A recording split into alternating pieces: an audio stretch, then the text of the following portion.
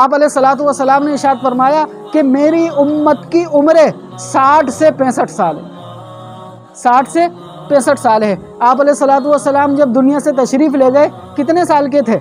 63 سال کے تھے۔ حضرت ابوبکر صدیق رضی اللہ تعالی عنہ کا جب انتقال ہوا کتنے سال کے تھے؟ 63 سال کے تھے۔ حضرت عمر فاروق رضی اللہ تعالی عنہ کو جب انتقال ہوا کتنے سال کے تھے؟ 63 سال کے تھے۔ حضرت عثمان غنی رضی اللہ عنہ کو جب انتقال ہوا یہ بھی 63 سال کے تھے۔ ایسی محبت انہوں نے دنیا میں کری، اللہ پاک نے عمرے میں بھی وہی محبت ڈال دی۔